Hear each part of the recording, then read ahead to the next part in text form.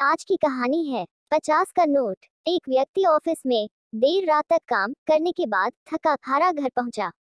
दरवाजा खोलते ही उसने देखा कि उसका 5 वर्षीय बेटा सोने की बजाय उसका इंतजार कर रहा है।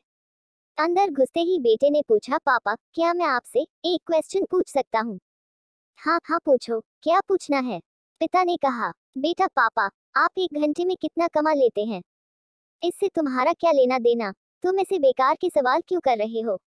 पिता ने झुंझलाते हुए उत्तर दिया, बेटा मैं बस यूं ही जानना चाहता हूँ।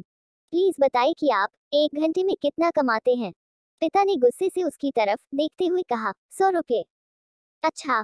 बेटे ने मासूमियत से सर झुकाते हुए कहा, पापा क्या आप मुझे 50 रुपये उधार दे सकते हैं?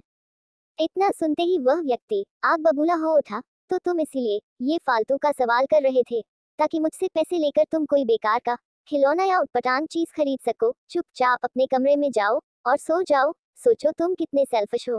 मैं दिन रात मेहनत करके पैसे कमाता हूँ और तुम उससे बेकार की चीजों में बर्बाद करना चाहते हो। ये सुन बेटे की आंखों में आंसू आ गए और वह अपने कमरे में चला गया।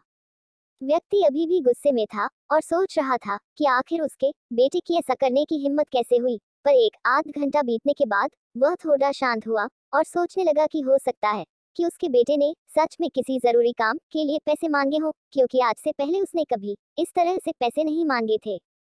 फिर वह उठकर बेटे के कमरे में गया और बोला, क्या तुम सो रहे हो?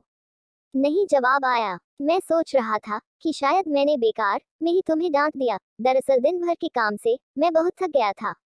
व्यक्ति ने कहा, आई एम सॉरी, ये लो अपने 50 रुपए।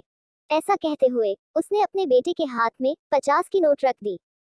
थैंक यू पापा, बेटा खुशी से पैसे लेते हुए कहा, और फिर वह तेजी से उठकर अपनी अलमारी की तरफ गया। वहां से उसने ढेर सारे सिक्के निकाले और धीरे धीरे उन्हें गिनने लगा। ये देख व्यक्ति फिर से क्रोधित होने लगा, जब तुम्हारे पास पहले से ही पैसे थे तो तुमने मुझसे और पैसे क्यों मांगे? क्योंकि मेरे पास पैसे कम थे, पर अब पूरे हैं, बेटे ने कहा। पापा अब मेरे पास 100 रुपए हैं।